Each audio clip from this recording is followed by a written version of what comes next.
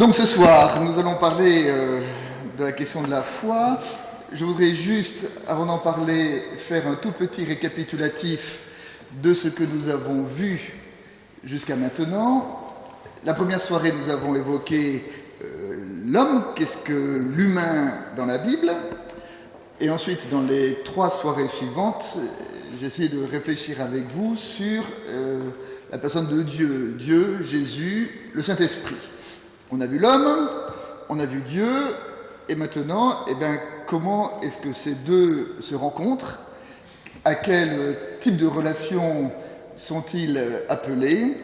Et donc, c'est le sujet de la foi qui alimentera notre réflexion. Et peut-être pour commencer, une anecdote, une légende. Lorsque Dieu a voulu créer le monde, avant de créer le monde, comme un bon architecte, il a dessiné les plans du monde qu'il s'apprêtait de créer. Et puis, il a pris ces plans, il les a rentrés dans son ordinateur pour voir ce que le monde qu'il s'apprêtait à créer, ce qu'il allait devenir. Il a lancé le logiciel, l'ordinateur a tourné, et il s'est avéré que le monde qu'il se préparait de créer s'effondrait sur lui-même, ne tenait pas. Alors Dieu a repris sa copie, il a redessiné le monde, il a changé des choses, il a refait passer dans l'ordinateur, et encore une fois, l'ordinateur a montré un monde qui s'effondrait sur lui-même. Et la légende raconte que Dieu a fait 26 tentatives et que les 26 fois, ça a été un échec, le monde ne tenait pas. Et puis après la 26e tentative, Dieu a changé un critère. À ce moment-là, il a lancé son logiciel et, au miracle, le monde qu'il comptait créer a tenu debout. Et quel est le critère en question que Dieu a changé? Eh bien, ce critère, c'est la capacité de changement dans l'humain. Et selon cette légende, ce qui fait que notre monde tient debout, c'est la capacité de chacun d'entre nous à se remettre en question, à reconsidérer les choses, à changer. Et j'ai raconté cette histoire parce qu'il me semble que le préalable, ou la première étape de la démarche de foi, c'est justement la capacité de changer, c'est justement être en quête, être en recherche, être en démarche, ne jamais cesser de chercher. Et en cela, l'attitude de foi s'oppose à 2 autres attitudes. L'attitude de foi s'oppose à ce qu'on appelle le scepticisme et à ce qu'on appelle le dogmatisme. Le scepticisme dit « ce n'est pas la peine de chercher car il n'y a rien à trouver » et le dogmatisme dit « ce n'est pas la peine de chercher car j'ai tout trouvé ». Et bien l'attitude de foi se situe justement entre ces deux champs, ces 2 domaines. Le préalable à l'attitude de foi, c'est d'être justement en quête, en recherche, en demande. Pour parler de la foi, j'évoquerai ce soir la foi selon 4 domaines, 4 registres. Je parlerai de la foi comme écoute, de la foi comme parole, de la foi comme gratitude et de la foi comme confiance. Alors commençons le premier thème, la foi comme écoute. C'est un peu proche de ce que j'ai dit tout à l'heure. Être en quête, c'est écouter, rechercher. Lorsque j'ai parlé de Dieu tel qu'il se révélait dans la Bible, vous vous souvenez peut-être, j'ai évoqué la révélation de Dieu à travers 4 temps, le temps de la création, le temps de l'alliance, le temps de l'incarnation et le temps de la croix.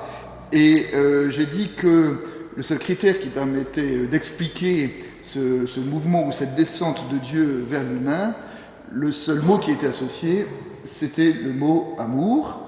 Et vous vous souvenez que j'avais dit que dans la Bible, l'amour n'était pas un sentiment, n'était pas une émotion, mais l'amour était le travail que j'entreprenais pour permettre à mon prochain de grandir.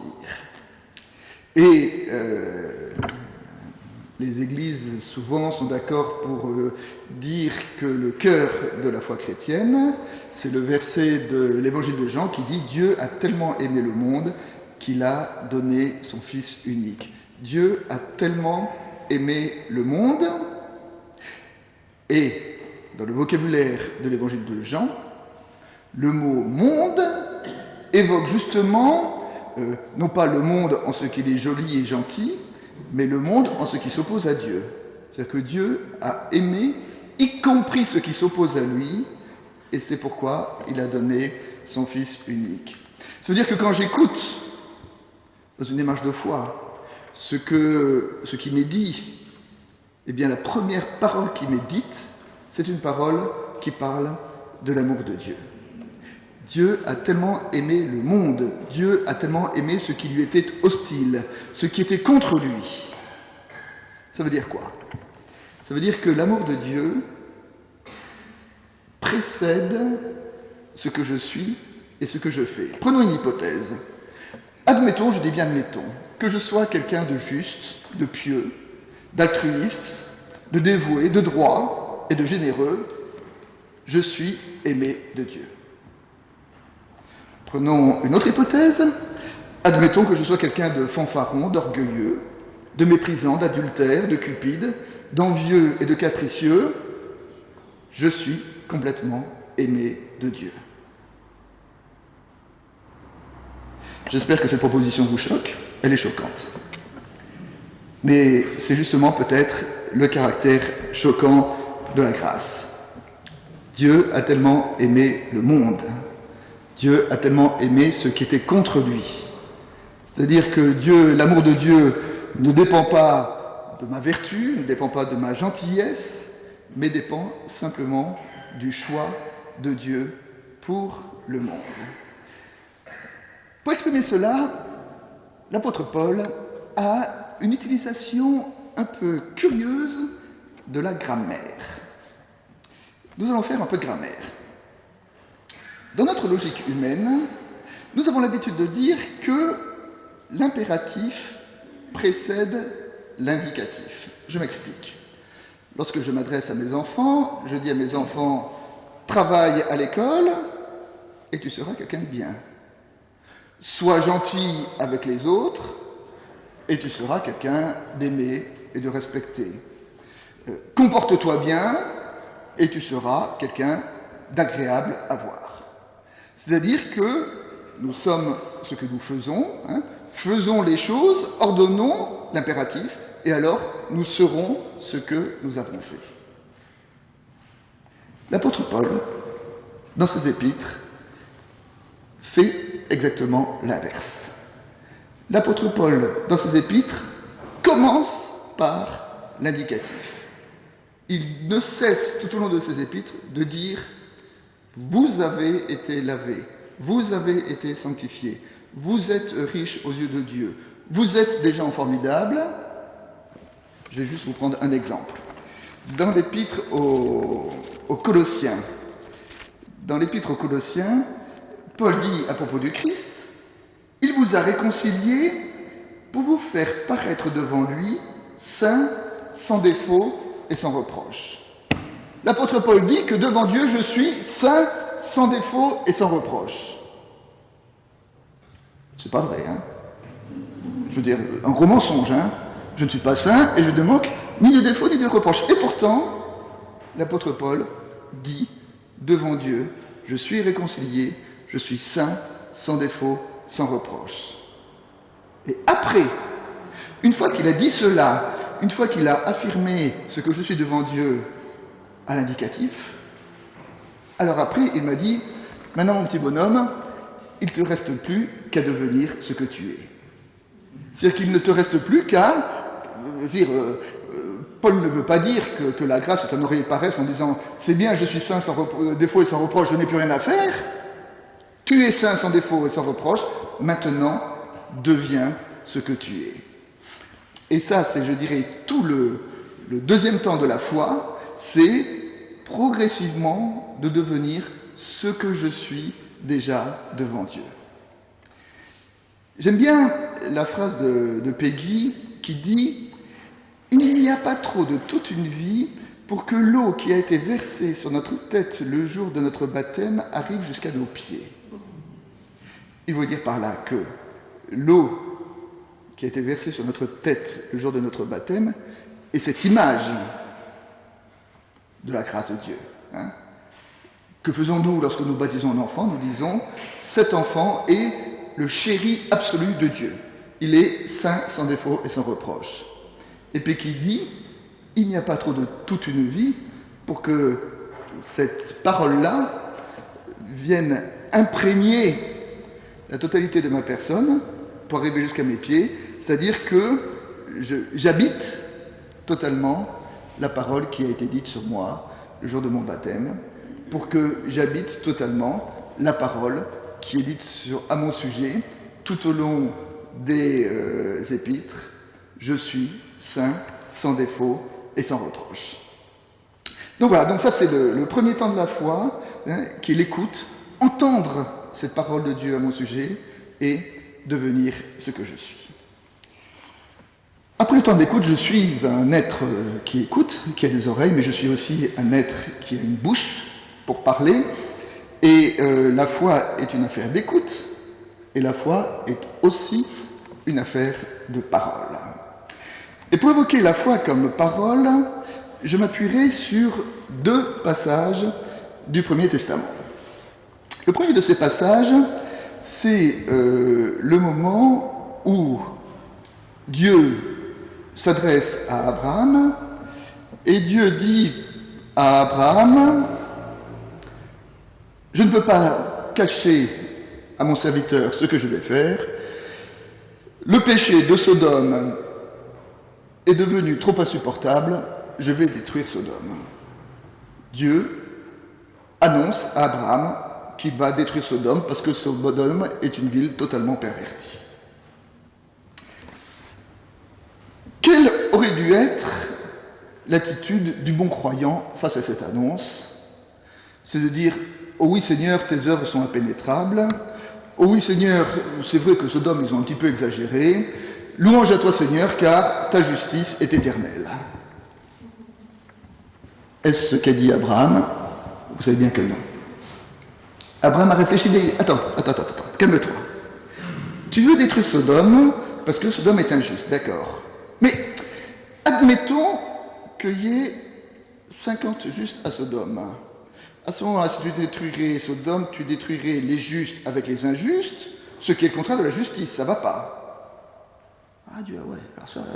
Effectivement, oui, là, effectivement, là, contre une telle argumentation, Dieu dit d'accord, ok, s'il y a 50 justes à Sodome, je ne détruirai pas la ville. Et ben, il dit, attends. L'argumentation, si elle marche pour 50, elle marche aussi pour 45.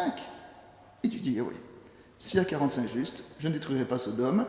Et vous savez, avant de continuer, et s'il y en a 40, et s'il y en a 30, et s'il y en a 20, et s'il y en a 10, et Dieu de dire, je ne détruirai pas Sodome s'il s'y trouve 10 justes. Nous connaissons la suite de l'histoire, il ne s'est pas trouvé 10 justes à Sodome. Deuxième exemple. Moïse est sur le mont Sinaï, il reçoit la loi, table des commandements de la part de Dieu. Pendant ce temps-là, le peuple est dans la plaine, le peuple trouve que le temps se fait long, il se demande ce que fait Moïse, il aurait un petit peu besoin d'une représentation, il décide d'ériger un veau d'or pour pouvoir se prosterner devant. Idolâtrie, horreur, Dieu est fâché, il dit « c'est insupportable, j'ai libéré mon peuple, c'est pas pour qu'il se prosterne devant la première idole venue, je vais détruire mon peuple ». Il prévient Moïse en disant « je vais détruire le peuple, toi je te détruirai pas parce que tu n'étais pas avec le peuple, tu étais avec moi, donc tu seras épargné ».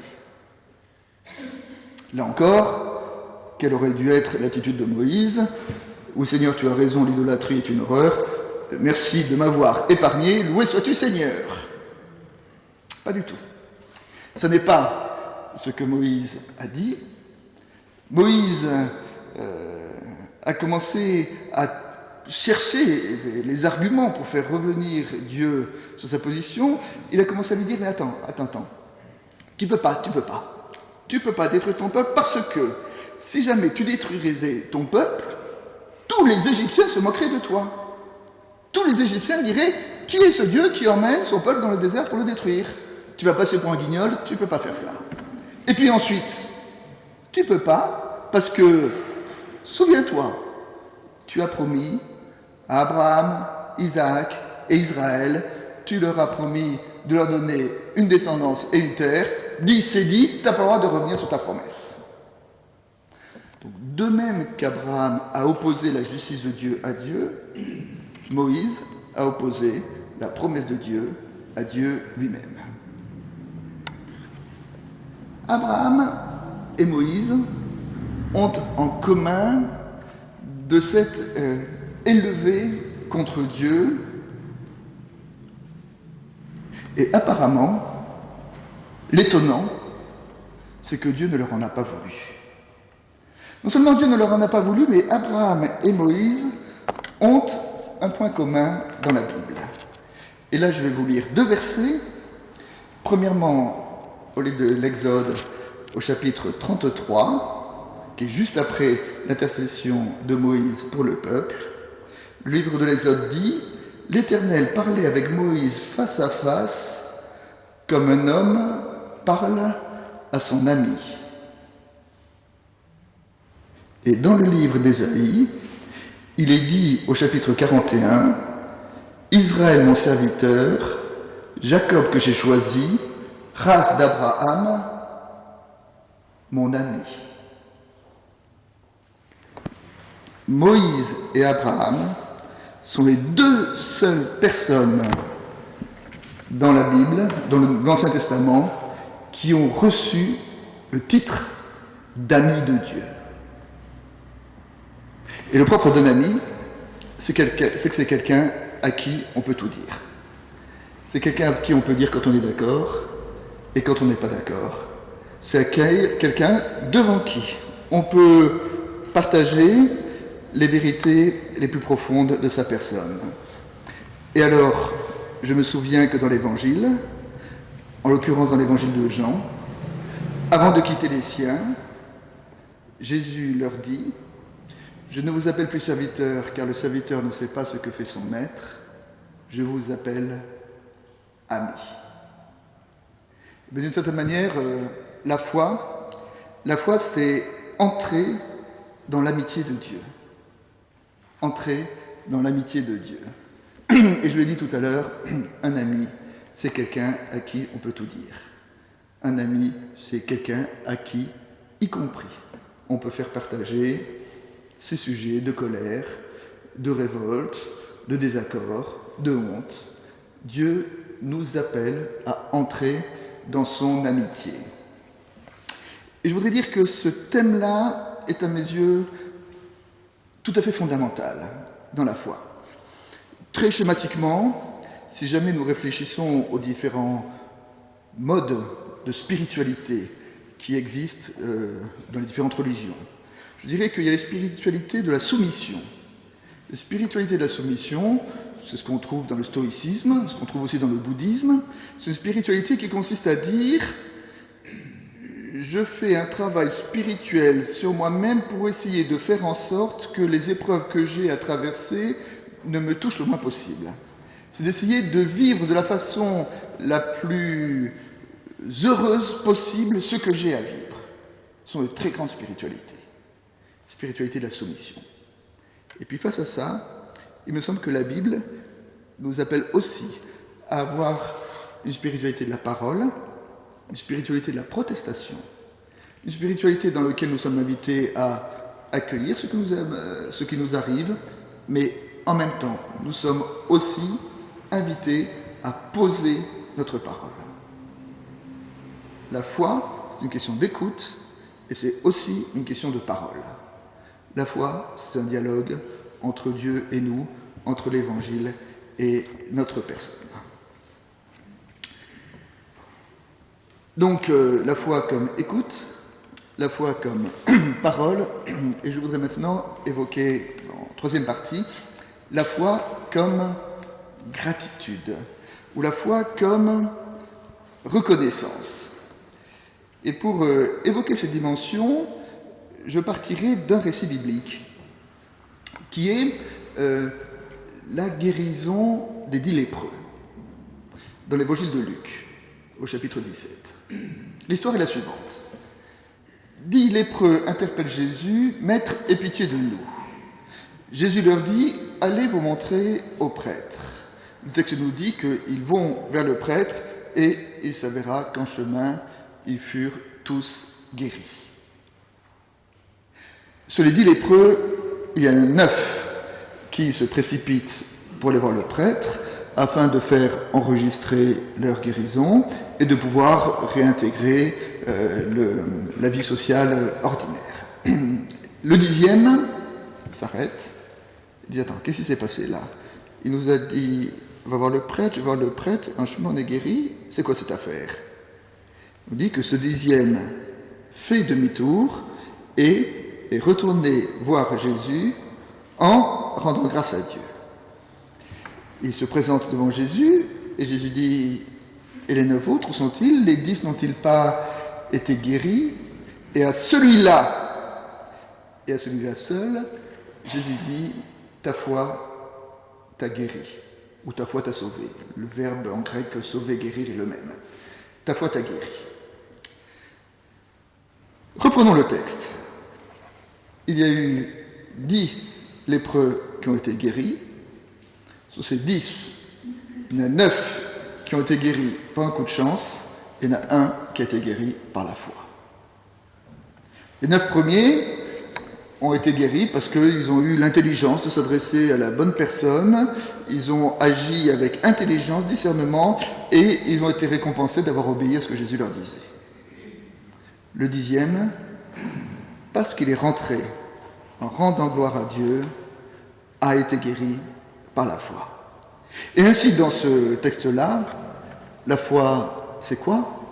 Eh bien, la foi, c'est être capable de reconnaissance, être capable de gratitude. Être capable de gratitude pour tout ce qu'il y a de beau et de bon dans notre histoire. Parmi nous, tous qui sommes ici ce soir, si nous sommes là, c'est que tous nous avons été guéris. Tous nous avons été malades à un moment ou à un autre de notre histoire, et tous nous avons été guéris, alors d'une manière ou d'une autre.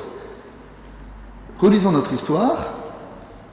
Que faisons-nous? Quel regard portons-nous sur les différentes guérisons qui jalonnent notre histoire? Et il me semble que si dans la Bible, comme je le dis tout à l'heure, Dieu est amour et Dieu est grâce, eh bien la foi se résume à notre capacité à rendre grâce pour tout ce qu'il y a de beau et de bon dans notre histoire.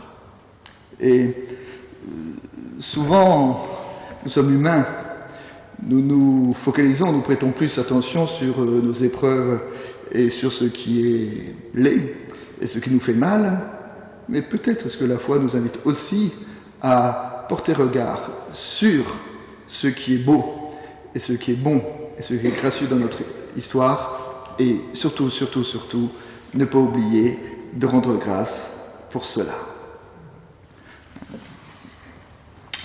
Enfin, dernier paragraphe, la foi comme confiance.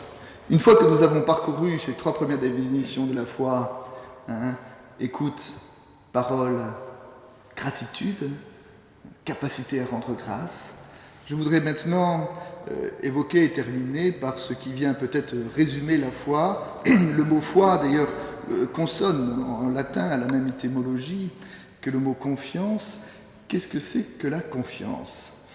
Pour évoquer la confiance, je vais vous raconter une parabole qui vient de la tradition de Confucius. C'est l'histoire d'un maître de thé.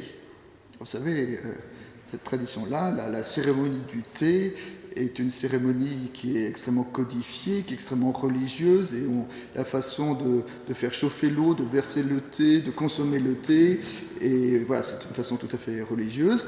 Et donc un maître de thé avait acquis une certaine réputation au point que le roi l'a convoqué dans son château. Le problème, c'est que pour aller dans le château du roi, il devait traverser une région qui était infestée par les brigands. Alors il a pensé trouver une parade à cela, il s'est déguisé en samouraï pour traverser la région infestée de brigands, il s'est dit comme ça, personne ne viendra m'embêter. Donc il commence déguisé en samouraï, et à ce moment-là, il croise un autre samouraï, mais qui était un mauvais samouraï, lequel mauvais samouraï le défie et lui propose de combattre avec lui. Comme notre maître du thé n'était pas samouraï, il s'esquive, l'autre se vexe et le provoque en duel à mort. Et voilà notre maître du thé obligé de se battre en duel contre un terrible samouraï.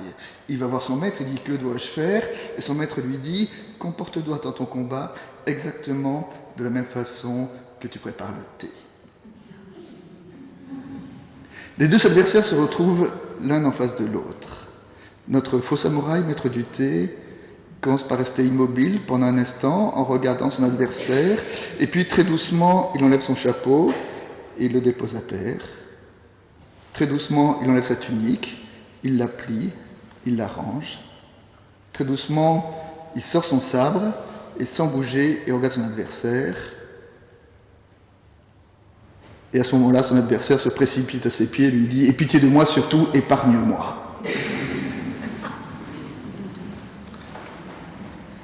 Cette histoire nous dit que la confiance est une force dans la vie, une force que nous voudrions tous avoir, une force que nous essayons d'inculquer à nos enfants. En hébreu, le mot confiance est le même terme que le mot qui a donné Amen.